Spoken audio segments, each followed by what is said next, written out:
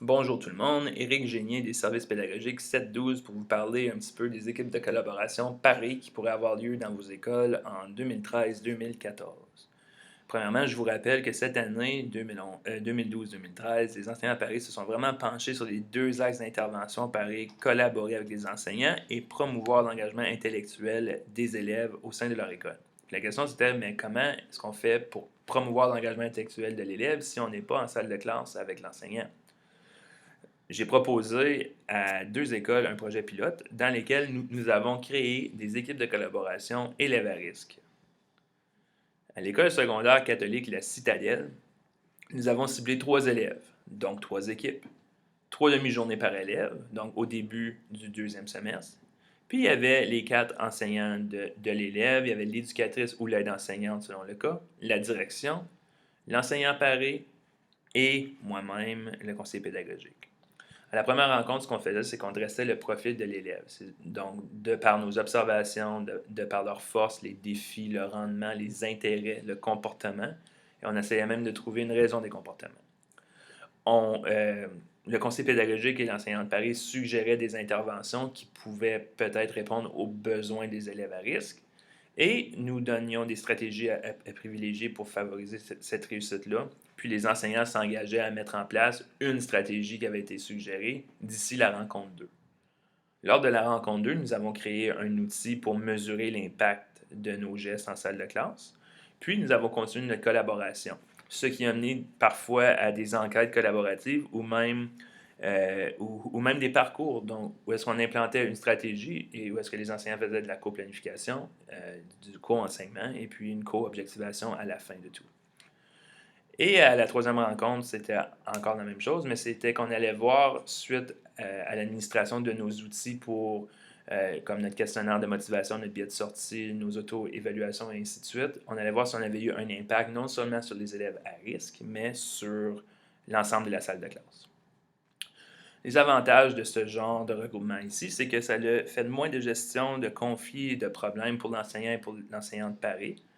Moins de paperasse, moins d'appels, étant donné qu'on était en proaction plutôt que d'être en réaction.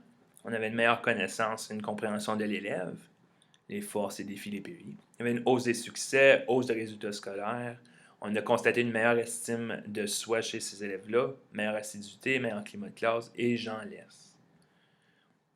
À l'école secondaire catholique de Plantagenet, au pavillon, 2 enseignantes, l'enseignante Paré et le conseil pédagogique, se sont regroupés pour intervenir auprès de 6 élèves à risque, donc qui avaient un profil d'intérêt, un profil d'apprenant semblable ou similaire.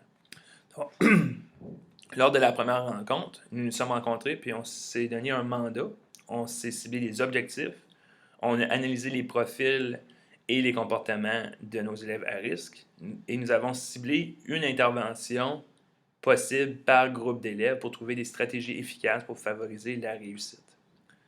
Donc, le premier groupe d'élèves, c'était des élèves kinesthésiques qui devaient vraiment bouger. Donc, nous avons été chercher une banque d'activités scientifiques, les arts, le théâtre, donc dans le but de les mettre en action pour aller chercher leur profil kinesthésique.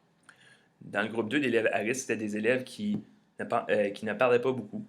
Donc, nous sommes allés chercher des activités en communication orale pour aller favoriser la pensée critique, la pensée créative et vraiment pour améliorer le climat de la salle de classe. Lors de la deuxième rencontre, nous nous sommes rencontrés, on a créé un outil d'évaluation diagnostique qui s'appelle ma motivation scolaire.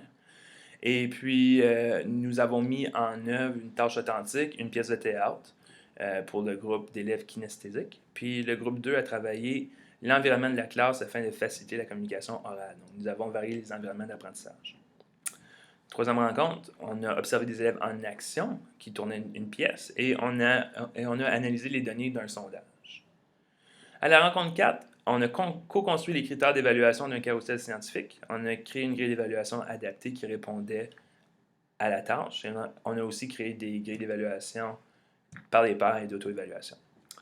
On a aussi travaillé les pense-parle-partage, les 4C, dans la classe des élèves qui ne participaient plus ou moins en salle de classe. Et à la fin de l'année, on est retourné sur les sondages et on a vu qu'on a eu un impact sur l'affectif, sur le cognitif et puis aussi sur le climat de classe. Donc, voici en gros, deux genres d'équipes de collaboration pareilles qui pourraient avoir lieu dans vos salles de classe. Et si vous avez des questions, consultez notre site web ou appelez le service pédagogique 712.